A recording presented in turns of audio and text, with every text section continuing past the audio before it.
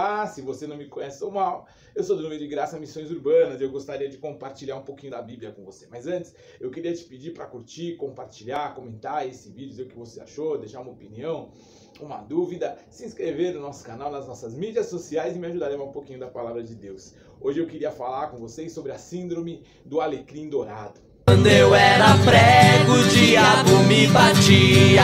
Agora sou martelo, bato nele todo dia.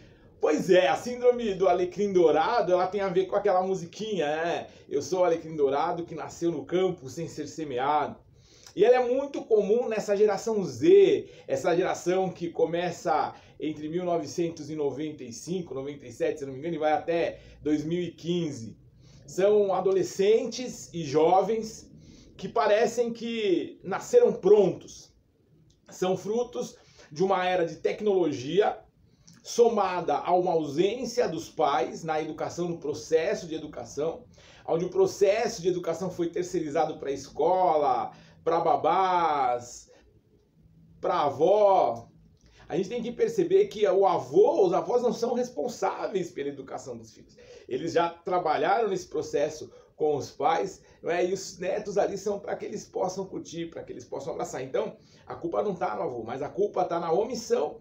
Muitas vezes, até por conta de uma necessidade, a gente vive um mundo de alta tecnologia, um mundo de grande consumo, onde as famílias precisam estar trabalhando cada vez mais, empenhadas nos seus trabalhos, estudo, para poder crescer profissionalmente, financeiramente e atingir aí o sonho da idade moderna, né? Que antes era o sonho americano, agora é o sonho global.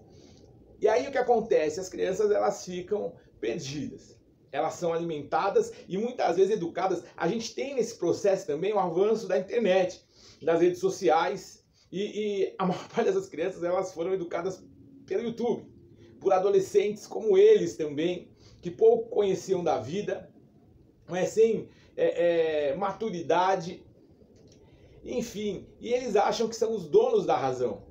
Eles têm uma capacidade incrível de argumentação, porque eles acabam sendo influenciados por uma bomba de informações. Então cria-se uma capacidade de argumentação, mas uma argumentação rasa. E aí faz com que eles fiquem também nervosos, ansiosos, quando aquilo que eles têm como certo acaba sendo quebrado. Se eles não conseguem vencer um debate, eles se frustram, eles se iram, eles se rebelam, porque eles acham que eles são os donos da verdade. Inclusive até o nome, geração G, geração Millennium, você percebe que a cada tempo eles diminuem mais os períodos geracionais. E isso é um grande erro, porque se eu vivo nessa geração, eu tenho 48 anos, eu vivo nessa geração, eu sou adulto, ativo na sociedade, então eu faço parte dessa geração. Eu não morri ainda. Então eu pertenço a essa geração. As gerações que vão vindo, as crianças que vão vindo nesse processo, elas fazem parte comigo dessa geração. A Bíblia, ela fala um pouquinho sobre um cara assim, que é Roboão. Lá em 2 Crônicas, acho que a partir do capítulo 11, conta a história de Roboão. Roboão era neto de Davi, filho de Salomão. Salomão, que não teve assim tanto quanto Davi, né? Davi também não teve, mas Salomão menos ainda. Ele teve muitas mulheres, muitos filhos. Ele não cuidava da educação dos filhos. Ele casou com mulheres de outros povos, com outras culturas, com outros pensamentos. Povos até que eram inimigos de Israel, não é? Como os amonitas, né? De quem era a mãe de Roboão.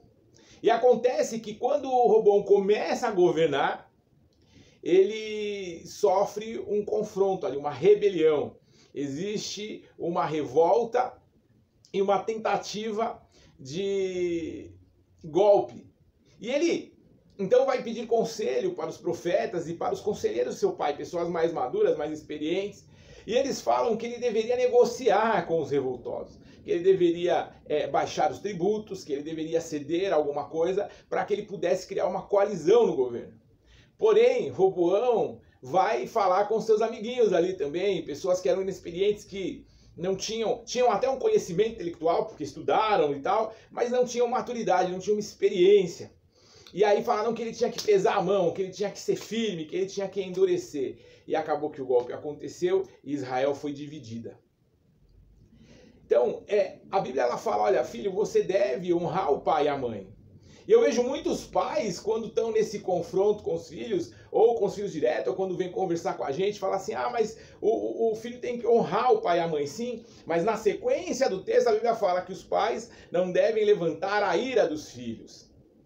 Sabe? Então, como eu não tenho a prática de ensinar, de educar, talvez muitas vezes porque eu não passei por esse processo, a gente fica perdido, a gente se sente frágil, a gente não sabe como agir. E aí a gente acaba sendo dominado, a gente fica bravo, a gente afronta. Existe uma diferença entre confrontar e afrontar.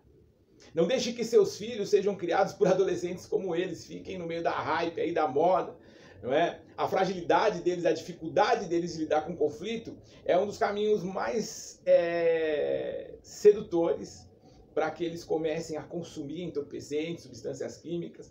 Hoje, as crianças, não é adolescentes, crianças, elas bebem muito já, com 14, 15 anos, bebem, 16, 17, 18 anos então. Parece que elas não conseguem se alegrar, serem felizes sem estarem alcoolizadas. Por quê? Porque elas não conhecem, porque elas não têm uma identidade, porque elas acham que sabem tudo, mas elas não sabem. E elas vivem conflitos. Nós precisamos resgatar a identidade dos nossos jovens. Nós precisamos ter sabedoria. Chega um momento que não dá mais para eu educar de forma firme, porque ele já está ali com uma personalidade construída e uma personalidade frágil e deformada. Mas eu posso colocar limites nisso. Eu posso colocar regras. Eu posso confrontá-lo, devolver para ele as questões. Mas por que você faz assim? Por que você me trata assim? Por que você acha que isso é certo e isso é errado? A gente valoriza muito pequenas coisas que os nossos filhos fazem e a gente fecha os olhos para grandes erros deles. Porque a gente ama e acha que tem que encorajar. Só que olha só, o amor sem verdade é sedução. A verdade sem amor, ela é violência. Mas o amor sem verdade é sedução, é paixão. Você está vivendo um relacionamento passional com seu filho. Ensina o filho no caminho que deve andar. E mesmo depois de velho, ele nunca vai se desviar dele. Ensine teu filho a ter foco. Ensine teu filho a ter constância. Ensine teu filho a começar e terminar o que ele começa. Seja firme. Seja excelente para o bem e inocente para o mal. E o Deus de paz em breve esmagará Satanás debaixo dos vossos pés. Como que eu posso ser excelente para o bem e inocente para o mal no contexto familiar, na relação com os meus filhos, na educação com os meus filhos? Amando com verdade. Punindo quando deve ser punido. Elogiando quando deve ser elogiado. Cobrado quando deve ser cobrado. Dando metas. Estabelecendo um plano, dando responsabilidades. Faça do seu filho, da sua filha, o seu melhor amigo, para que ele não busque amizade aonde não deve. Pense nisso.